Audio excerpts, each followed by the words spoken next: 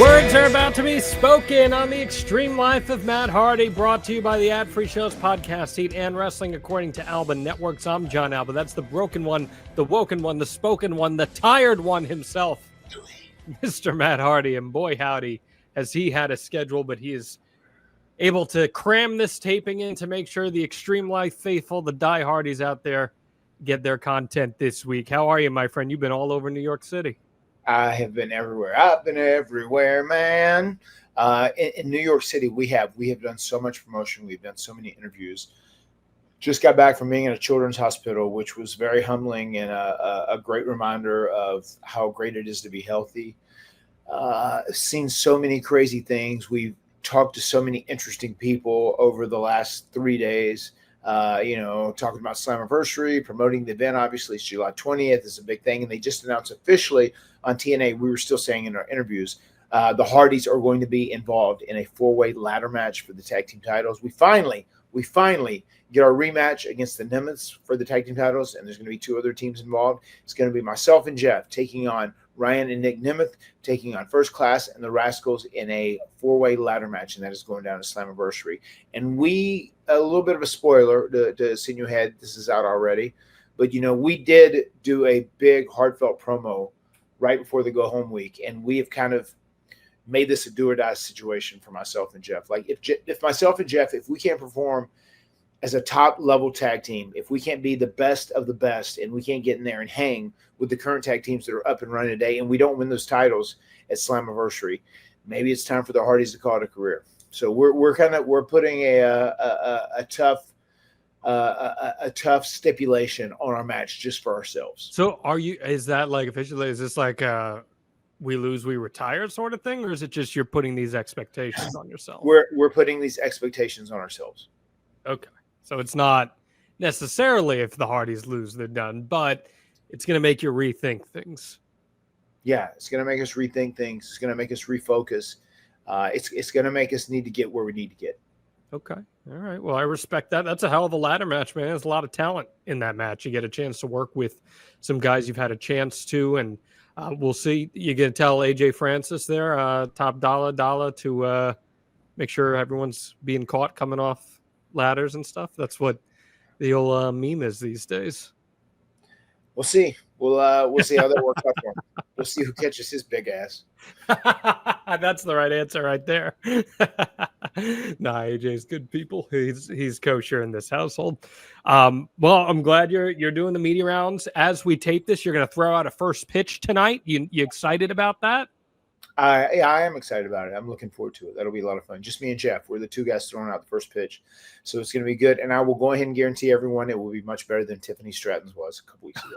Oh, all right. All right. I was at the SummerSlam kickoff event last week at Fanatics Fest, and she said that she did that purposely to create a viral moment. She wanted to go viral, so she purposely threw it that far. Well, there you have it. Okay. Mine will still be better. All right. Well, that's good. We'll have some SNY synergy going on here. Right on. Put us on SNY. I know it'll be on SNY.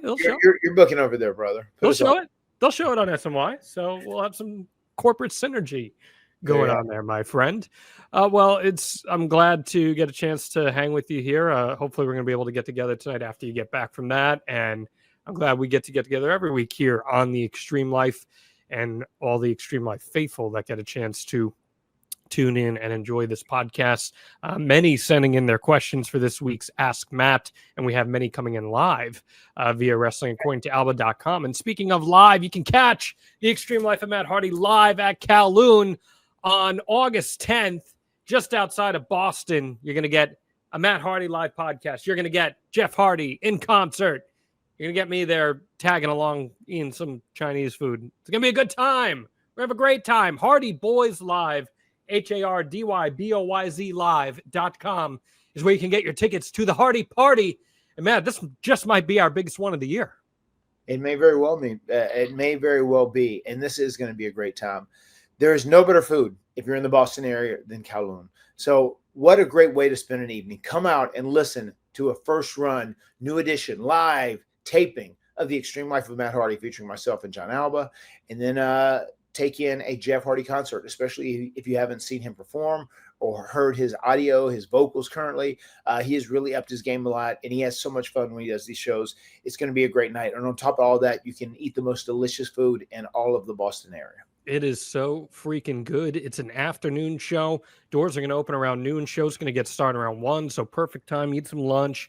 Come enjoy the show. And then if you buy a VIP, limited VIPs remain, you get to meet, greet, and delete with the Hardies. So all the information, HardyBoysLive.com, or just go to Kowloon's website. Going to be an awesome weekend. We'll be at Limitless Wrestling the night before. As announced, I'm going to be the host of that show, which I'm very excited for. You never know what could happen there. You guys are going to be on the card. It's going to be an amazing time in New England. The Hardy Boys take over New England. We will be there August 9th, August 10th. Get your tickets now, limitlesswrestling.com and HardyBoysLive.com as well. And something very interesting about the Limitless night, there we're going to be doing a meet, greet, delete, and compete. We're going to be doing everything, man. I like that. Eat, greet, delete, and compete. You're doing everything these days, man. We got a lot of people joining us live via WrestlingAccordingToAlba.com, which is where you get a chance, of course, to see a lot of these Matt Hardy tapings live. You got your girl Anna saying, my fave duo, obviously. Oh, there we go. What's up, Anna? Rajiv, V1, always gives you a good one. Your other boy, Josh Henney, saying, let's go, listening to last week's podcast right now. That's how you do it. Catch up. That's how you do it. He's playing catch up, and you can play catch up, extremehardy.com. You check out the archives, and you get every single episode. As we trudge on, by the end of this year, Matt, we'll be circling in on 200 episodes, which is just crazy to think about. Not a lot of podcasts can say they've reached that mark, and I'm very proud that we have. All right, my friend. Anything catching your radar this week? You talked about TNA. On the wrestling forefront, but anything you want to hit on before we get into some of these Ask Matt questions? I've kind of been, I had a long weekend. I got home. It was my son's 10th birthday. Max will celebrate his 10th birthday. He is a decade young, a decade old. Wild. 10 on Monday. We had a big birthday bash on Sunday. It was a good time. A lot of their friends were over. A lot of our friends were over. We were hanging out, having that celebration, and there was a big, massive cleanup because, of course, Rebecca does it big whenever she does it. And then Monday was his personal day, which we spent, and then I was in bed as soon as possible because I had to be up and out of the house at 3:15 on Tuesday. So it's been a go week for me. I must be totally honest and transparent. Wrestling has not been my first priority the last few days, so I am not up to date on anything. John, hey.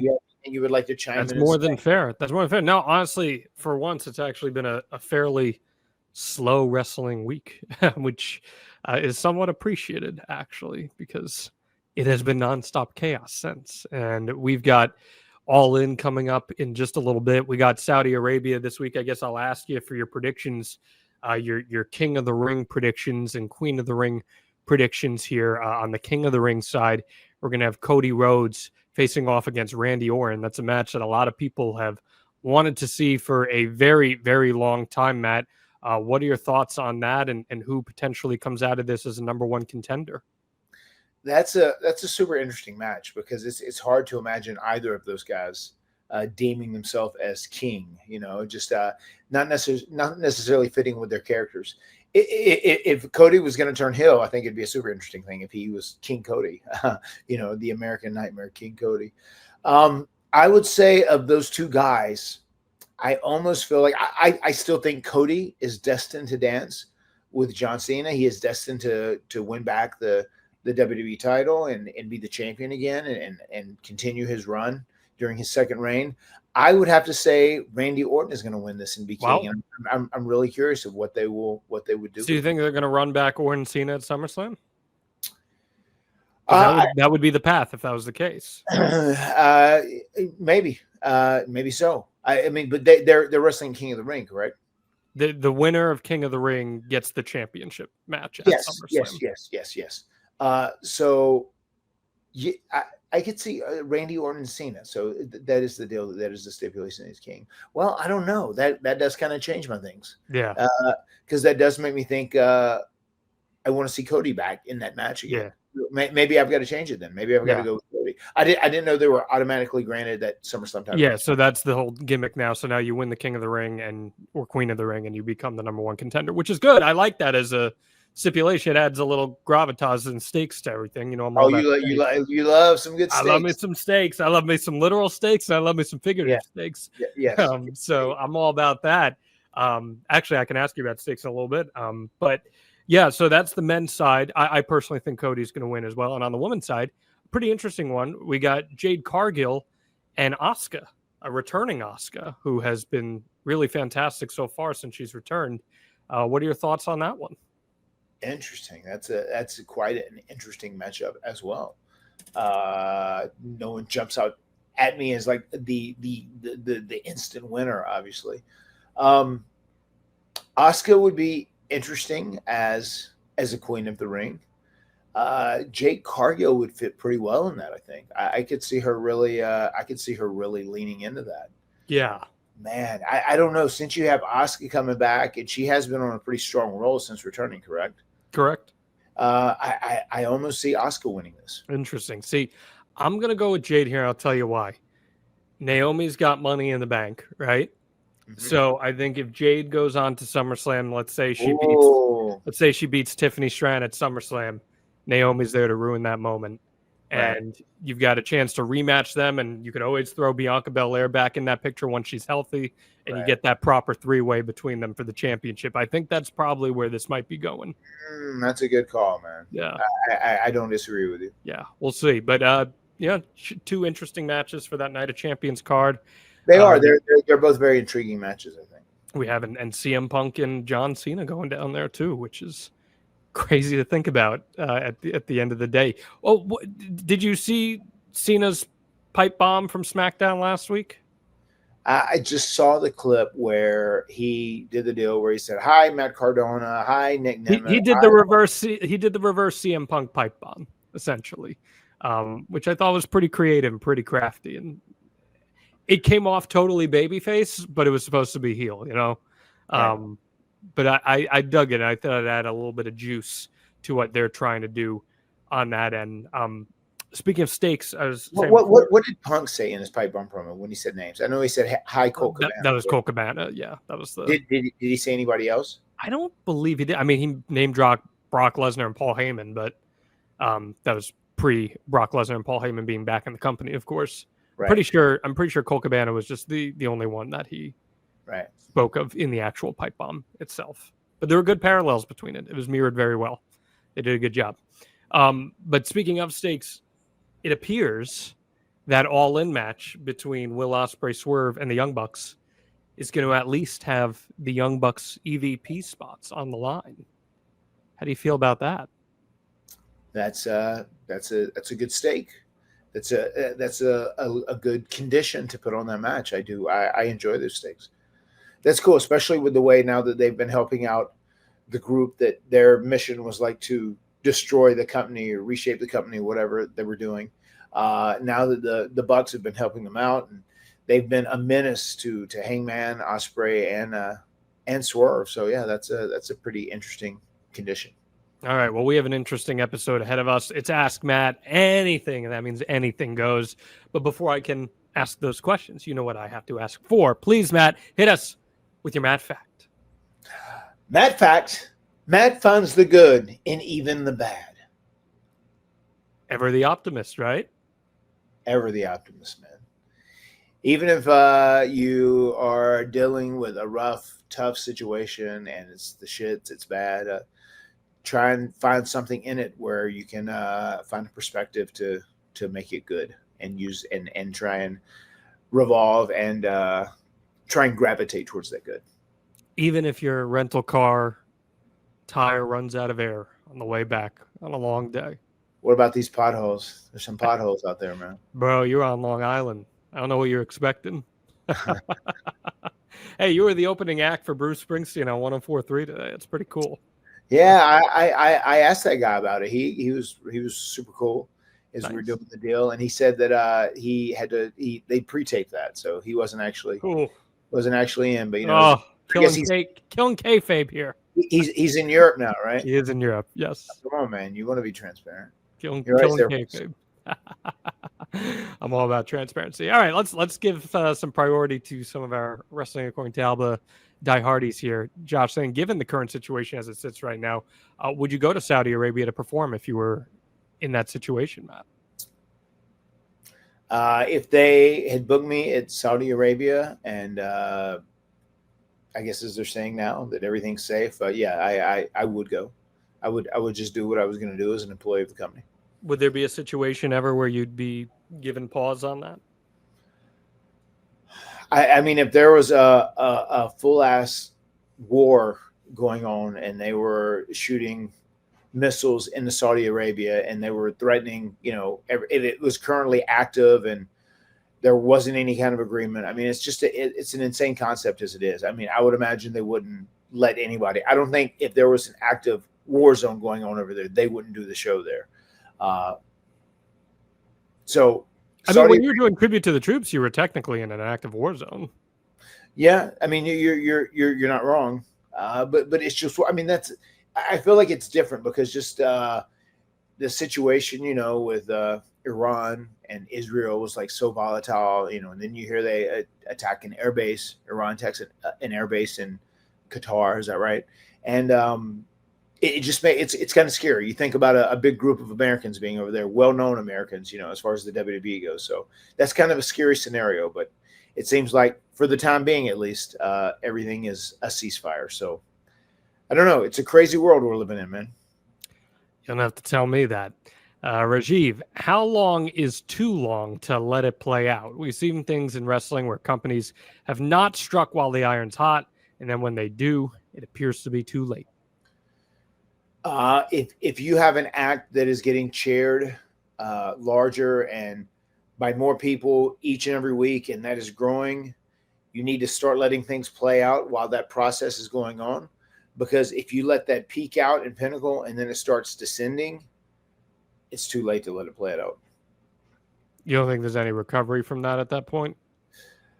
There could be recovery, but you have dropped the initial ball. There can be recovery. You can course correct, you can change direction, you can do whatever. But like if you have an act that is doing this, and is slowly ascending, you need to make plans while that ascension is happening. But once it peaks and it pinnacles, if it starts coming back down the other side of the mountain, that's when you've waited too long to let it play out.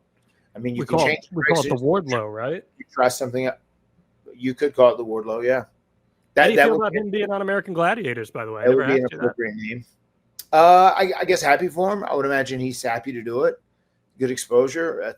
That's an iconic show. Knowing how he is with his body and his fitness and his physique, I'm sure he was a fan of that show, even if he didn't watch it because he's younger too. When it was, I mean, I'm sure he's seen clips of American Gladiator and he's like, oh my God, that's a cool gig. I'd love to be on that show. So I would imagine he's pretty psyched to be on the show. Yeah, he's going to crush it in that role. I'm very excited to see what he ends up doing in that position. Yes. Jesse, if you had creative control in WWE right now, what would you do differently? Interesting question. Good question. If I had creative control currently.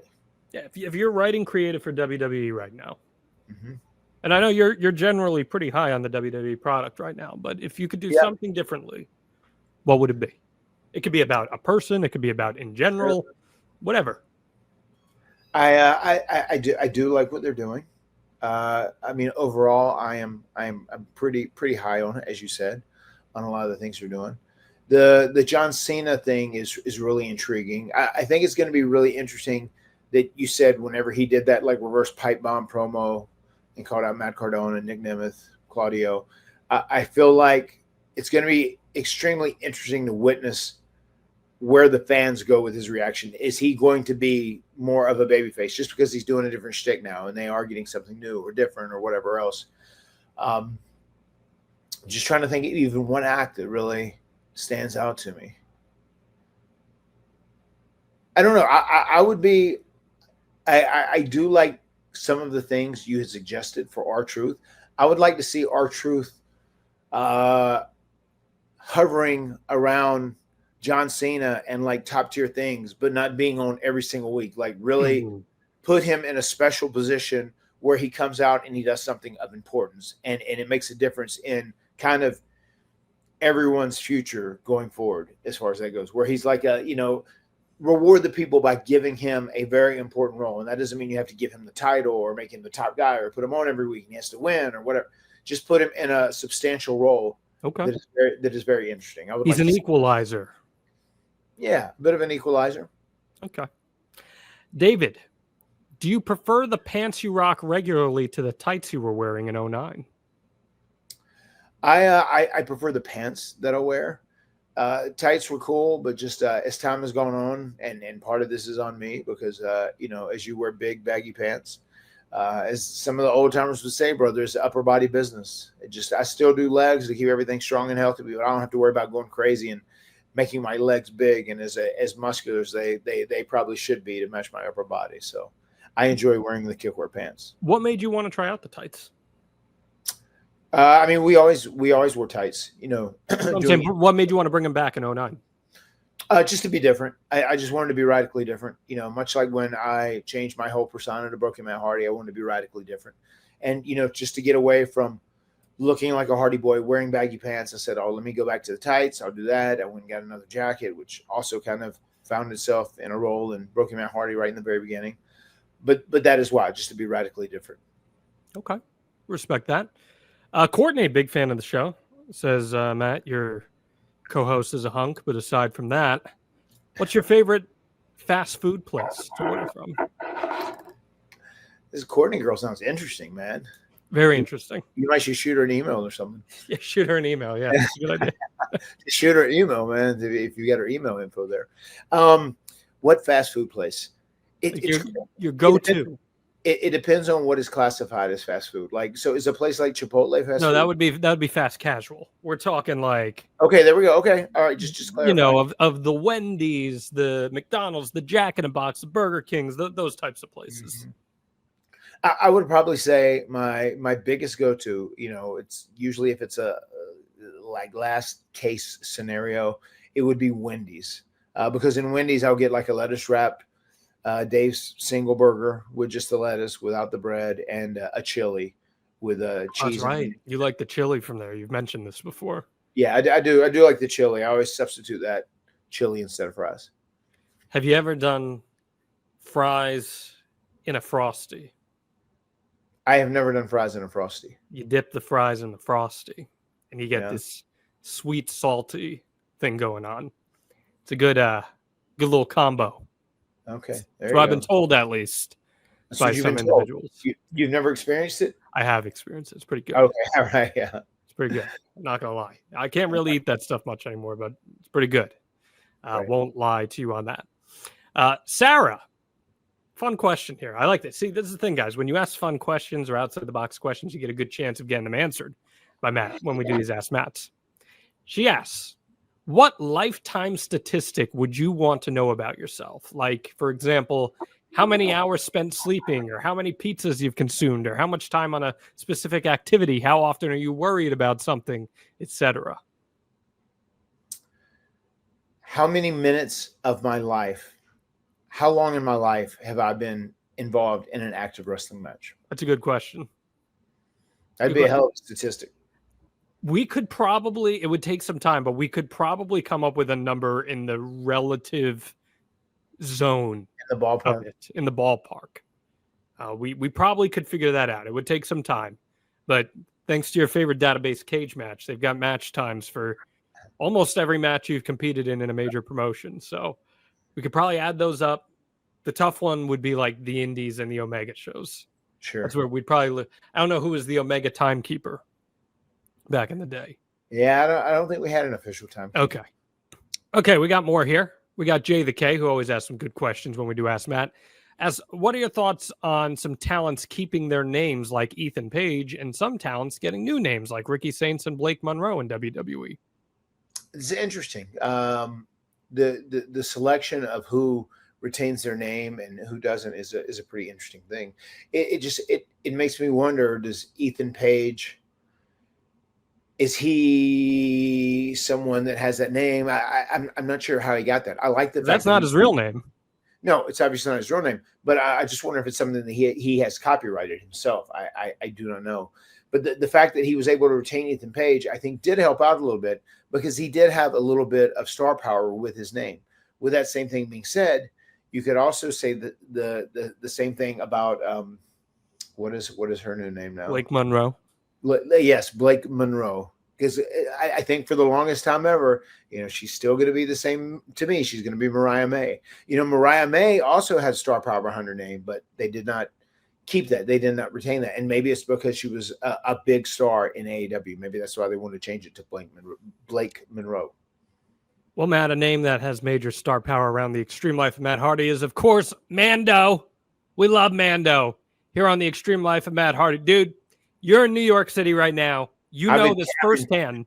You've been running Mando all week. I've been killing the Mando. Dude, I'm putting it on nonstop. It's been how hot is it in New York City right now? It is a sizzling hot summer day. I mean, nonstop this week, dripping in sweat. And if you've been struggling with the heat and the humidity like we have, well, we got some great news for you. Mando has just launched something that takes sweat control to the next level. Introducing the Mando Deodorant Plus Sweat Control Solid Stick. It's double protection. Finally, you get the odor control you love with Mando plus powerful sweat control. Don't wait. Grab yours now at shopmando.com and experience the double protection of Mando Deodorant Plus Sweat Control. Dude, now, this is not your typical deodorant, okay? It's clinical strength, 2 times better controlling sweat than the standard. It controls both sweat and odor for 72 hours, 3 days. That's like how long you're in New York City. And after just 12 hours, underarm sweat was reduced by 92%. I'm telling you, this works. It doesn't just mask odor, it prevents it. 100% of study participants experienced all-day odor protection. Dude, you're running around from like 7 o'clock at night to like midnight. You need to smell good during that time. Indeed. I have to tell you this. Every time I've come back to the hotel, I apply Mando more and more because it does. It lasts for a long time. It keeps you fresh. It keeps you smelling good. It keeps you clean. But it is just so hot out there. It is pushing Mando to its limits. But I keep coming back and reapplying, and Mando has been saving me for this taking care of you. That's good. Well, Mando Starter Pack is perfect for new customers. Comes with a solid stick deodorant, cream tube deodorant, 2 free products of your choice: the mini body wash, the deodorant wipes, which I put over all the time here, and free shipping. And as a special offer for the Extreme Life of Matt Hardy listeners, new customers get 20% off site-wide with our exclusive code. Use code Hardy, Hardy, at shopmando.com for 20% off site-wide plus free shipping. shopmando.com. Please support the Extreme Life of Matt Hardy. Tell them we sent you. Mando's got you covered with deodorant plus sweat control. Say goodbye to sweat stains and hello to long-lasting freshness. Even in the summer heat, baby. We got Smile Mark 94 on the X. It says, looking back on your Ring of Honor run, did you realize how pivotal their talent pool would become in the modern wrestling landscape? Very innovative, influential, and inspiring. So we're talking 2013-ish here, man. Kevin Steen, El Generico, Adam Cole, loaded lineup, the Briscoes. Were you aware at the time of just how special that pool of talent was?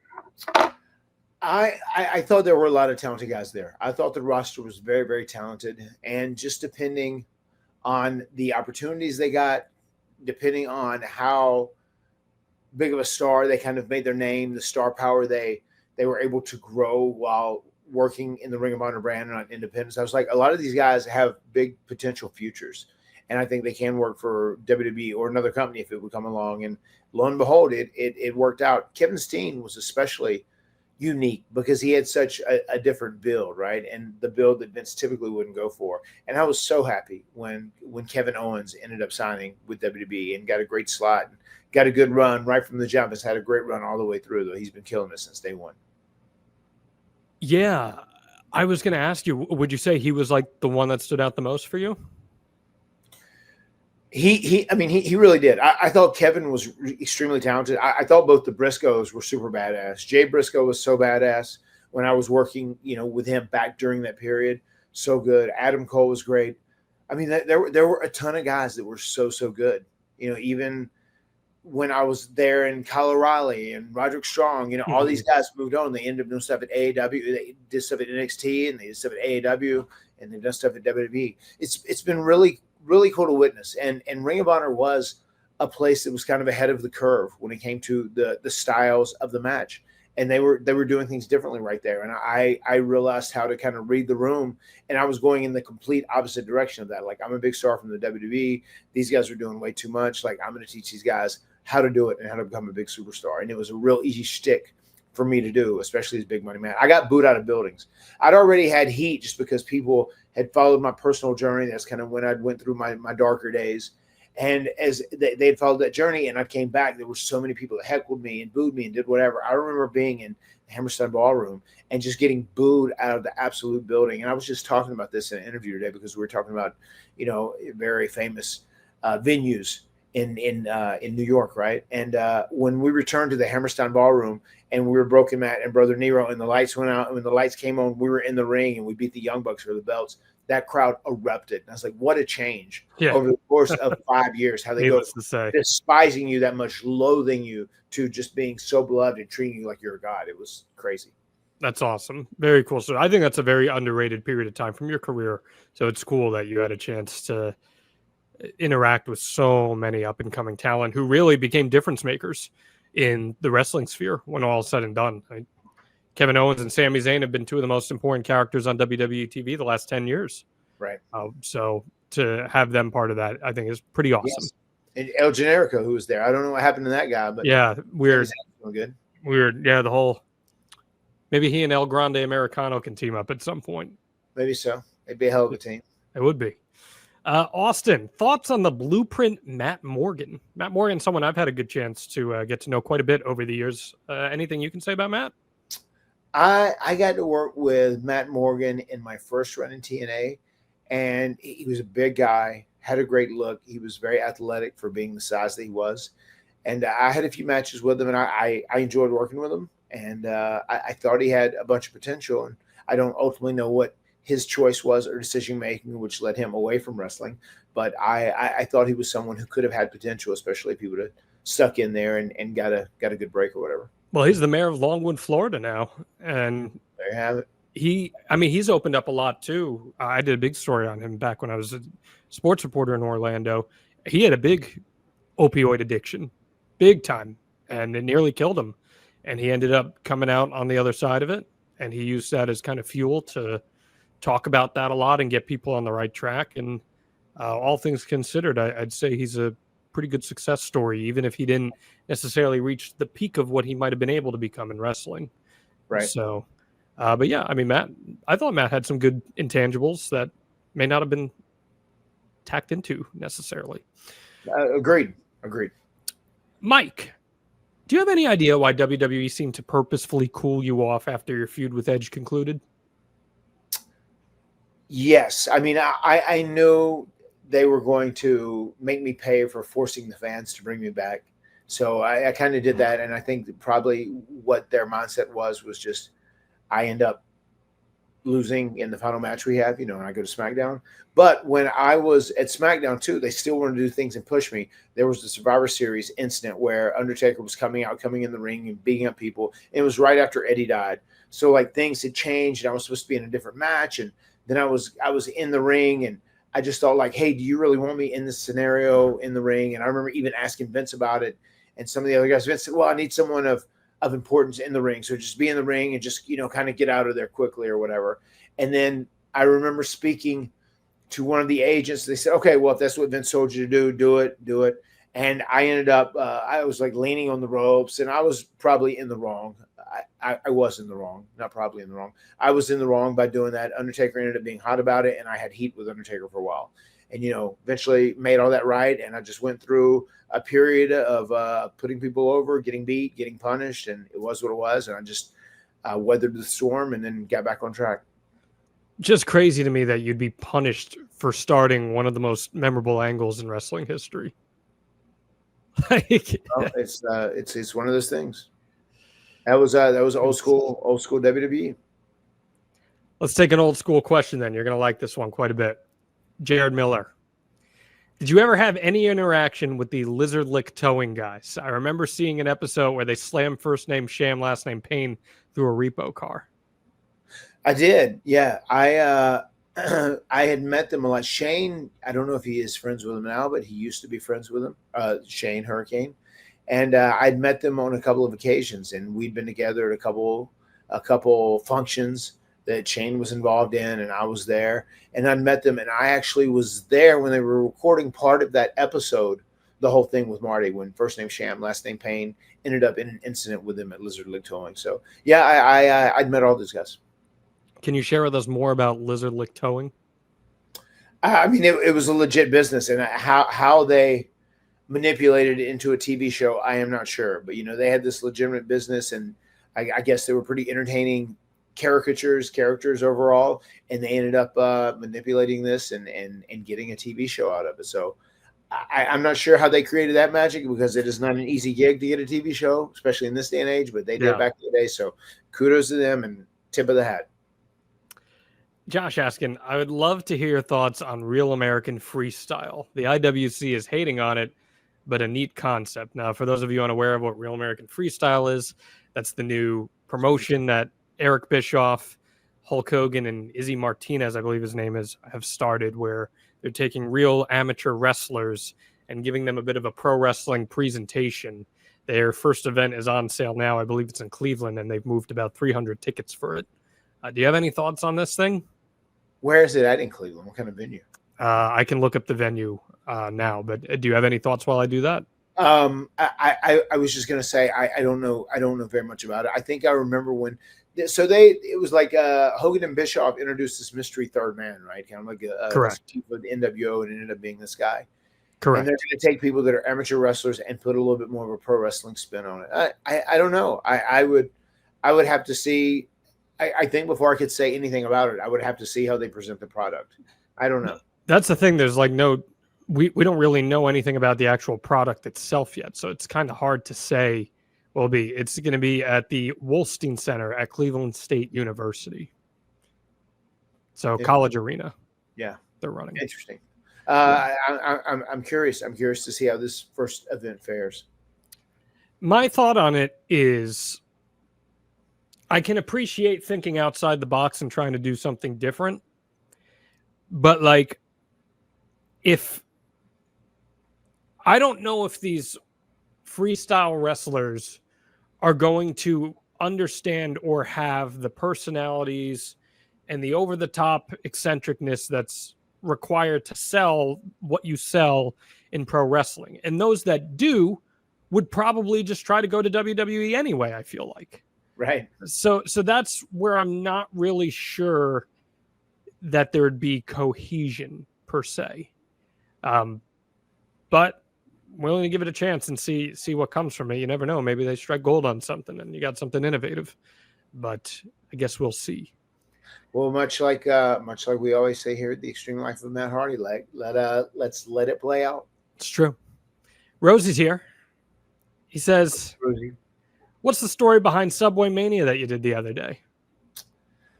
Well, Subway Mania has apparently been around for about 10 years now. It's been around a while. Yep. Yeah, I didn't know it had been around that long. I have seen these videos before. There's been several viral videos of Subway Mania that have been out. And the guy who is the creator of this whole concept, his name is Tim Han Rivera. And he set it up with Ross and TNA and said, like, this will be like a viral moment if you want to get people talking about TNA and about Slammiversary and whatever else, if the Hardys show up. And I don't know, do you know this, John? Has any other TV act that is, well known been involved in a I'm not sure. I don't think so. I mean, I'm not sure either. I couldn't comment on it because I haven't followed it that closely. But if we were like the first big TV act that's ever been on it, I guess it half-ass worked. I know on my Instagram they hit me with a video and it's got about 2 million views right now. And then I had actually posted it on Twitter because I don't know if the guy was using his Twitter account that much, but I think he'd retweeted it. And on there it has like 1.4 million views, pushing 1.5 on Twitter already. So I mean, it did go half-ass viral and people are watching it. It is crazy. It was a wild thing. It still blows me away that and I guess it's only in New York City, right? That these people can like go to the subway, they can take in a table and like set it down where the luggage is, where the luggage goes, and they sit underneath the luggage stand, and they start fighting, cosplaying WWE wrestlers on there, and then they pull out a table and they're able to break a table on it, like just with all these civilians on the subway. It is wild. Like I can't believe there's like not arrested because people think they're going to, hurt somebody or there's going to be a lawsuit or injury. It's just, it was wild. So obviously somehow they have permission to a degree to do it, but just the whole process and procedure, we were there very in and out. I didn't even get the lowdown of kind of how everything works.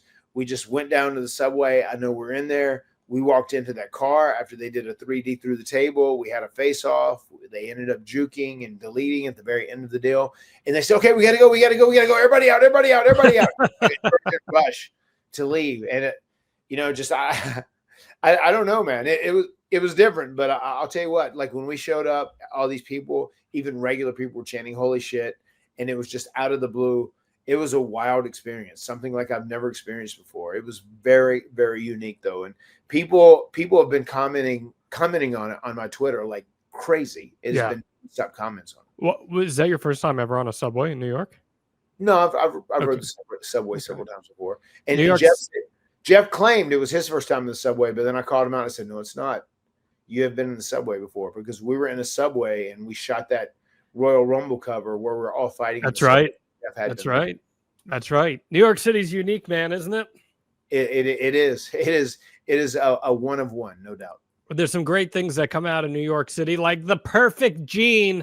And buddy, this is one of my favorite products that we have ever sponsored here on the Extreme Life of Matt Hardy. Very genuinely. Let's talk about jeans for a second. You and I last year got pairs of the perfect jean, and these are like the unicorn of jeans. They fit like a dream. They look fantastic, and they're so comfy. You're going to forget you're wearing your pants in the first place.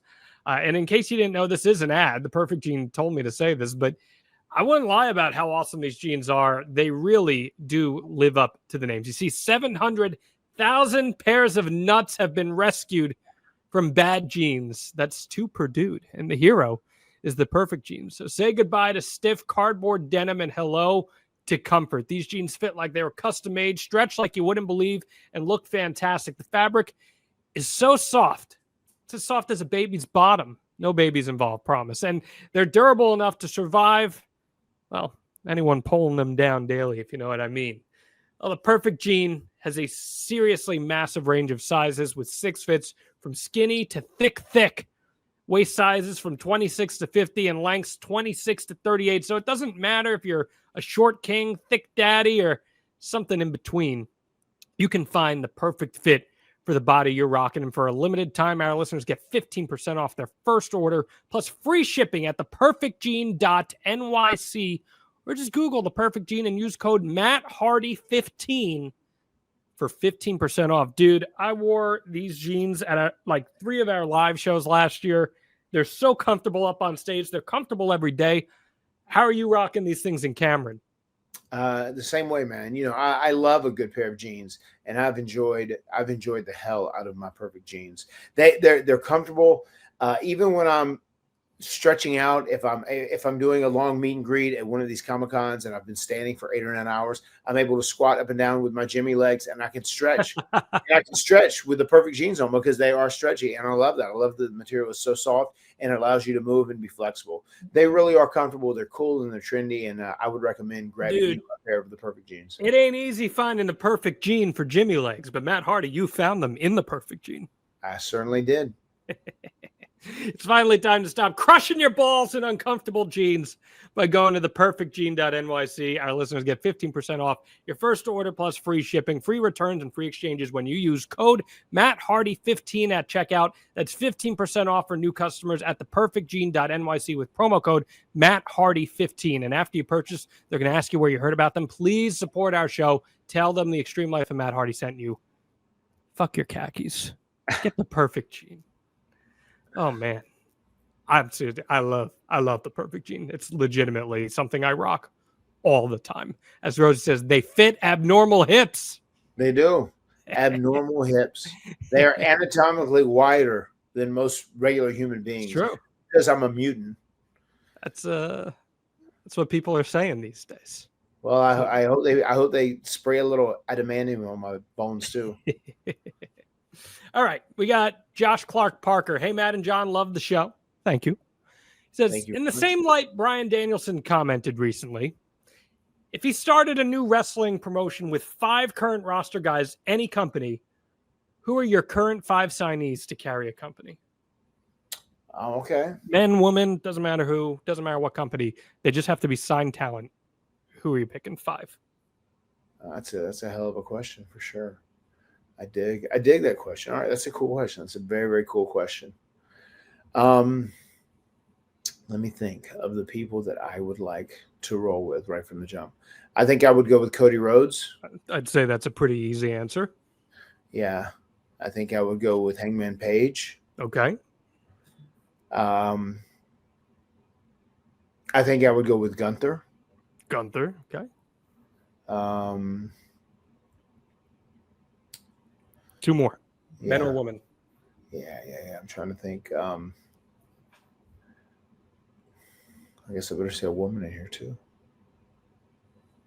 Because my first train of thought is obviously men because I'm a man. What about you? Do you have 5? I would say I think those 3 are all pretty good. Yeah. I think I'd have to go with Rhea Ripley because she just transcends and is such a big, massive star. She's maybe the most dominant girl. I mean, she's just, dude, being at that SummerSlam kickoff event and just hearing how the crowd reacts to her, it's wild. Yeah. And the women are probably some of the most over characters in WWE TV right now. So I'd say her. Me personally, I'm throwing Will Ospreay there because I think he transcends any promotion you put him in. Right. But that's just me. So what say you? You got 2 more. Yeah. I would maybe say, just because I dig what he's doing right now, I would maybe say Rhea Ripley and Seth Rollins. Seth Rollins. Okay. Why those 2? I mean, they're just, I would pick all 3 of those guys because I think they're 3 integral guys that play their role to perfection. And they also have a lot of character involved in what they're doing. More than fair. I mean, look, Rollins is an all-timer. There's no doubt about that. Becky Lynch, someone you could throw in that conversation too. Someone I'd want around. B13 Nerdcast of Randomness. What's your favorite all-time storyline that you were a part of? Not a match. Storyline. I would think probably my favorite storyline of all time that I've been a part of, especially one that I've enjoyed the most, is just the whole Broken Universe arc, the journey of becoming Broken Matt Hardy and getting beat time after time by Brother Nero, putting it all on the line, putting everything up, the Hardy brand, the Hardy name, the Hardy land, and gaining control of Jeff, and then having Brother Nero morph and accept this role as Brother Nero, and then me kind of morphing into a babyface to fight off Decay, and then battle Decay and go to total nonstop deletion, Apocalypto, and win and become the greatest tag team in all of space and time as we defeated every tag team that was invited, you know. That whole story was just so long and intricate and fun and like not too serious, but also just had so many people paying attention. It really did. It transcended even parts of pop culture too. And it's something that I think is one of the most important parts of your career. It's cool to see Abyss getting some love in the WWE 2K game, by the way. I saw that, yeah. It's pretty cool. Always been a big Abyss guy. I like his work a lot. Thought he was a very underrated big man in wrestling history. At John Cena's a heel. Interesting account. You and Jeff started off as jobbers. What do you think made the Hardys resonate strongly enough with WWE fans a few years later to earn that full-time contract?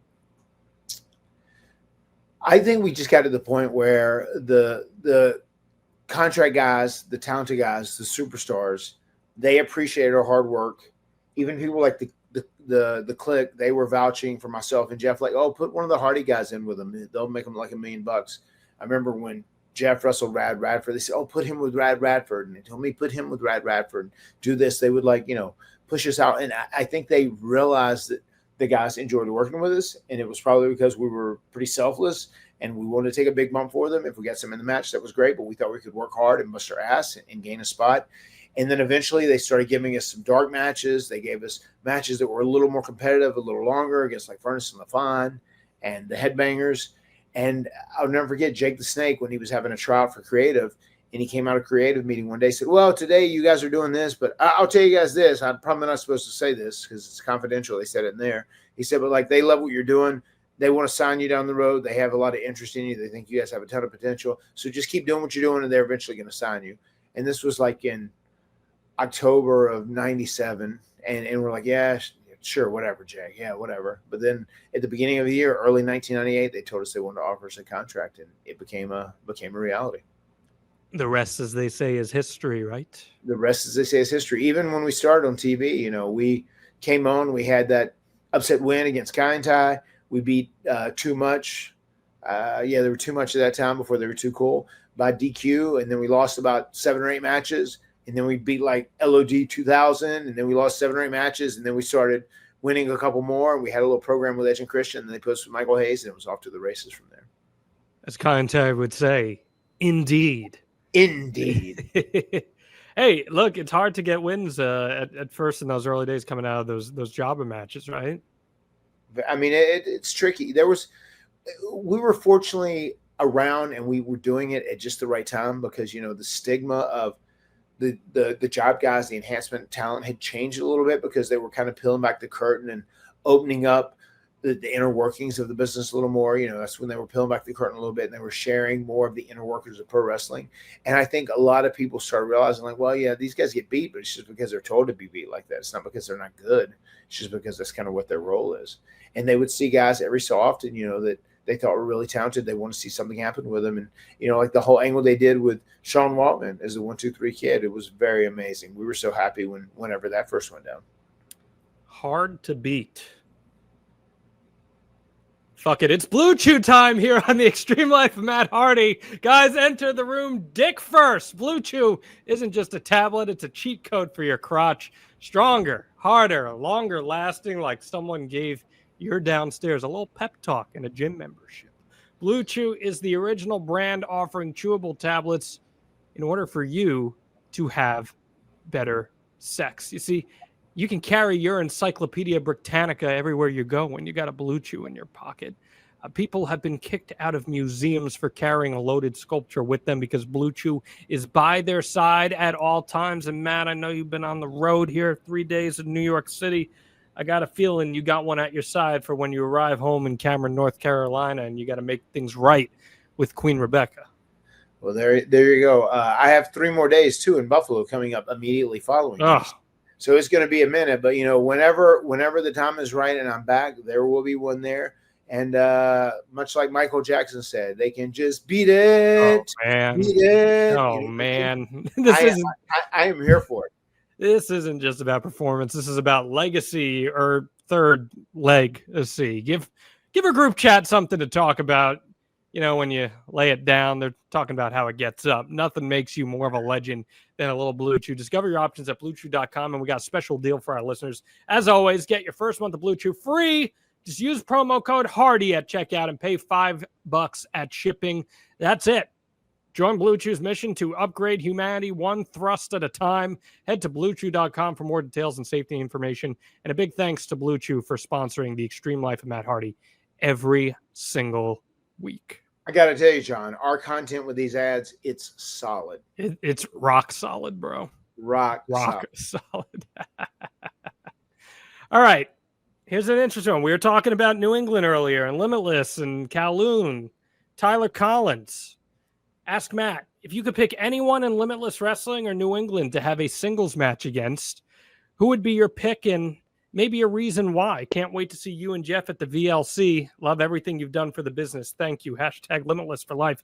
Well, you can talk about singles matches, man, but that tag match you guys are going to have, that's going to be one of the biggest tag matches in New England wrestling history. Anyone catching your eye for that? No doubt. You know, it's one of those things now that I have just been doing TNA, and I've been pretty, I've delved into that, you know, feet first, head first, everything is, I'm all in. I am not up on the scene currently in the Northeast. So who do you think, John? Throw a couple names out that I might know that's up there currently in circulation. I think a match that would be great for you. See how you're feeling up to it. One of the tag teams that has taken New England by storm, so much so that they are now WWID guys, is Swipe Right. Yeah. Brad Baylor, Ricky Smokes. Very talented. I saw those guys work a little bit at a Northeast Wrestling show a while back, and they were good. I thought they had a lot of talent. Very talented. A couple young bucks, good looking, maybe a little bit of an attitude problem. Maybe you and Brother Nero could give them a little bit of an attitude adjustment, perhaps? Yeah, I think we could definitely swipe right and delete. There you go. We'll have to workshop that one, but I think it could work. Yeah, no, you're right. I was doing that on the fly, so that's pretty good, though. I mean, they'd be a great opponent for you. Hey, man, listen, one of New England wrestling. Swipe right, delete.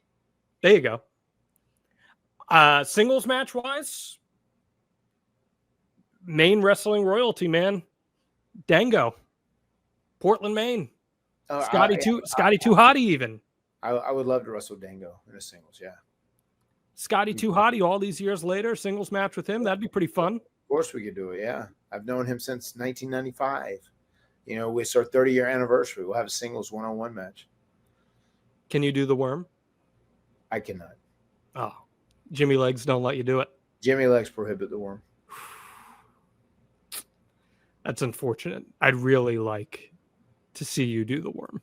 I would love it.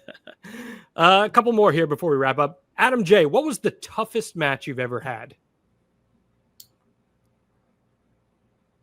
The toughest match. I mean, one of the toughest matches I've ever had, and it just makes me think about it because we were so beat up from the cage match that went down in Philadelphia the night before.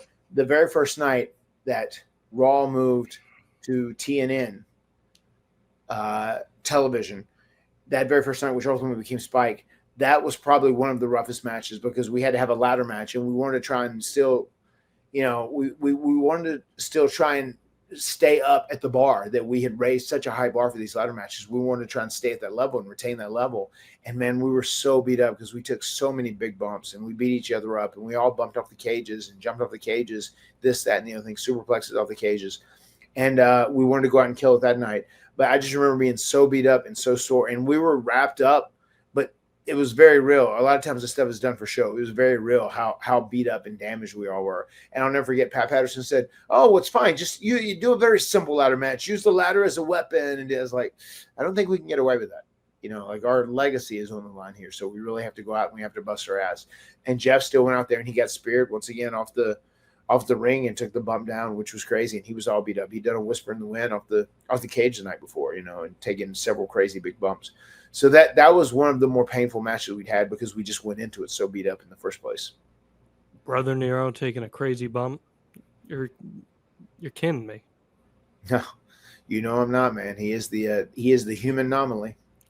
He certainly is. He is something else. All right, here's one from Rosie. I know that you and Jeff love 90s R&B music. What's your Mount Rushmore of 90s R&B groups? There we go. Shy, Boyz II Men. I don't know if you count them or not, but I'm gonna say Belle Biv DeVoe. And Black Street, perhaps. Who would be my final? I don't know. No? Wasn't a huge Black Street. I know those three definitely immediately pop out. And then, God, who was that did? It was were you straight out of Compton or no? Oh, and I was no doubt NWA. Mm-hmm. Oh, I'm NWA. I don't know if you can count that in there, but if yeah, you no, it's like it's a little more rap than straight R&B. It's rap. I'm there. I still know all the lyrics to all the big NWA. I bet you do. I'm not going to ask you to sing them. I know how to self-edit and everything. You know. Is that what you and Zena were rapping on the back of the tours? I don't know. Me and Zay would rap it a lot. That I believe. Self-edit. That I believe. That I believe. Can you give me a third here? As far as the third goes, with an R&B artist, God, who is around there? Rosie says Jagged Edge. Jodeci. How about Jodeci? Jodeci. Okay, he says Jodeci up there too. Okay, there you go. That's good. All right, let's do one more here. Longtime fan of the podcast, Impact Valerie. What was it like seeing both you and Jeff appear on a WWE trading card for the first time? And did you ever collect trading cards when you were young? I used to collect baseball cards when I was young, so I still have a half-assed decent baseball card collection. But I never traded. I never collected wrestling trading cards. Even when I got into wrestling and I was a fan, I didn't. That never really came on my radar, so I did not. But I thought it was really cool. I felt like it was another thing that just reinforced that you had made it. You know, whenever you have a T-shirt, whenever you're on a video game, whenever you have a trading card, whenever you have, whenever you're on a magazine cover. I mean, it's just one of those things that reinforces that you have truly made it in pro wrestling. Whenever you have an action figure, and that's kind of how a trading card felt to me. It was really cool. Once they were producing trading cards of myself and Jeff, we felt like we'd really made it. Really great stuff, guys. Always appreciate your questions here on the Extreme Life of Matt Hardy. Some great ones this week. Whenever we do these, send them in, #AskMatt. And if we didn't get to yours, I store them. I keep them just so we can look back on and see what we got. Hey, I'm rocking my Spoken Matt Hardy t-shirt right now. You pick that up, boxofgimmicks.com. There's a QR code right there on the bottom of the screen. Hopefully it's working properly. Last week, Matt and I taped normally, and for whatever reason, there was a totally different overlay up. Thank you, StreamYard, for that one. It has been Extreme Life of Matt Hardy the whole episode. That's what I know. We're on the same page here. And you can get on the same page as us. You go to advertisewithhardy.com, promote your business, see Extreme, get out in front of thousands of listeners every single week. Advertisewithhardy.com. You got so much to get to. You got food to eat. You got first pitches to throw out. Anything else you want to say, my friend? No. Once again, thank you guys for tuning in this week. Hope you enjoyed this episode of Ask Matt, and we'll be back next week. Make sure to catch the Extreme Life of Matt Hardy each and every single week. The words have been spoken. We'll see you next time right here on the Extreme Life of Matt Hardy. Delete!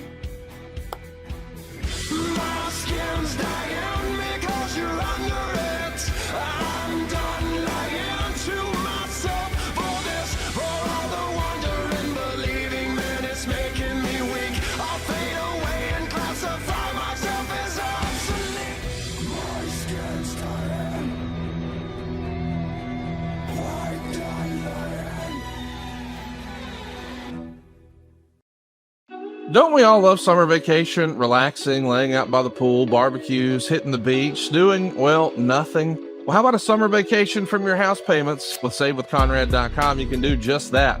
Reduce your monthly payments by making the equity you built up in your home work for you.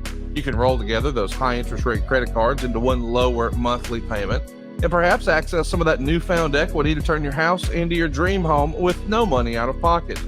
And how about this? You get to skip your next 2 house payments. Go right now to SaveWithConrad.com. Let my team run the numbers for you for free. There's no obligation, and if we can't help you save some cash, we won't waste your time. And did I mention we're offering a 3-year guarantee right now? That's right. That means if at any point interest rates improve over the next 3 years, you get a free refi. That's right. No new lender fees from us. So you get to save money now without wasting money later when the rates improve on a whole second set of closing costs. Why not go to SaveWithConrad.com and get a guarantee? Save money now and save money later with your friend in the mortgage business. That's me, Conrad Thompson at SaveWithConrad.com. Shoot me an email at Conrad@SaveWithConrad.com. Give us a call at 888-425-0105 or get yourself a quick quote. Even talk to a live person right now at SaveWithConrad.com. NMLS number 2129, equal housing lender. Take a summer vacation from house payments at SaveWithConrad.com.